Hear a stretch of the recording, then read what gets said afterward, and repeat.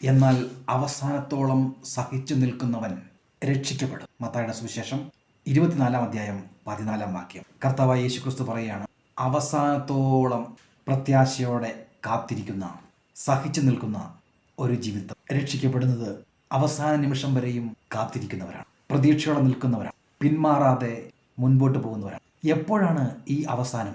അടുത്ത വാക്യത്തിൽ കർത്താവ് അത് വ്യക്തമാക്കുന്നുണ്ട്. രാജ്യത്തിന്റെ ഈ സുവിശേഷം സകല ജാതികൾക്കും സാക്ഷ്യമായി ഭൂലോകത്തിൽ ഒക്കെയും പ്രസംഗിക്കപ്പെടും. അപ്പോൾ അവസാനം വരും. പ്രിയരെ, ഒരു മനുഷ്യൻ പോലും നഷ്ടപ്പെട്ടു പോകരുത് എന്ന് കർത്താവ് ആഗ്രഹിക്കുന്നു. ഭൂലോകത്തിന്റെ എല്ലാ കോണുകളിലും ഈ ദൈവരാജ്യത്തിന്റെ സുവിശേഷം എത്തണം എന്നാണ് കർത്താവ് ആഗ്രഹിക്കുന്നത്. വളരെ വലിയ ഒരു വേല അവശേഷിക്കുന്നു. വേലക്കാരോ ചുരുക്കം.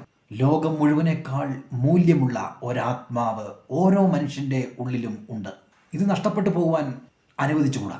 ഈ ദൈവത്തിന്റെ വചനത്തിനല്ലാതെ ഒരു മനുഷ്യനെ മാറ്റുവാൻ മറ്റൊന്നിനും സാധ്യമല്ല.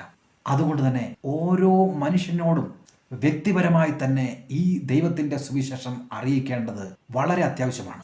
എത്രയെത്ര ആളുകൾ, എത്രയെത്ര ഭൂഖണ്ഡങ്ങളിൽ, മലയുടെ മുകളിൽ, ദ്വീപ സമൂഹങ്ങളിൽ, കാട്ടിനുള്ളിൽ, പട്ടണങ്ങളിൽ, അതിന് എത്രയെത്ര ആളുകൾ ആവശ്യമുണ്ട്. ദൈവത്തിന്റെ ഹൃദയം വേലക്കാരില്ലാത്തതിൽ കേഴുകയാണ്. ദൈവരാജ്യത്തിന്റെ പ്രകാശത്തെ മറച്ചു വെക്കുവാൻ അന്ധകാര ശക്തികൾ തങ്ങളാൽ കഴിയുന്ന എല്ലാ വിധത്തിലും ശ്രമിച്ചുകൊണ്ടിരിക്കുന്ന ഈ അവസാന നാളുകളിൽ നമുക്ക് നേരിടുന്ന ഓരോ പ്രയാസവും പ്രതിബന്ധങ്ങളും തരണം ചെയ്ത് അവസാനത്തോളം ഞാൻ സഹിച്ചു നിൽക്കും എന്ന് പറയേണ്ടത് ഇന്നിൻ്റെ ആവശ്യമാണ്. നമുക്കൊരു പ്രശ്നമുണ്ട്.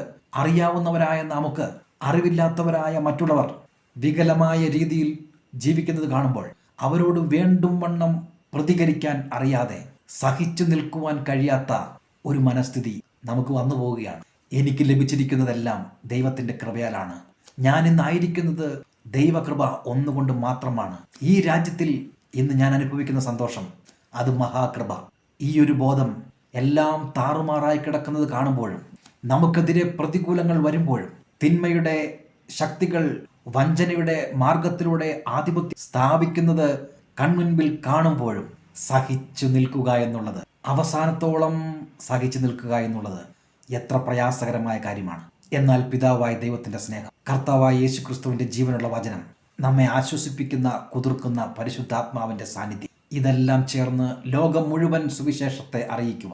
പരാതികളും പരിഭവങ്ങളും ദേഷ്യങ്ങളും ഇല്ലാതെ, കോപവും ക്രോധവും ഇല്ലാതെ, സഹനത്തോടെ ഈ സുവിശേഷം അറിയിക്കുവാൻ നമുക്ക് കഴിയും.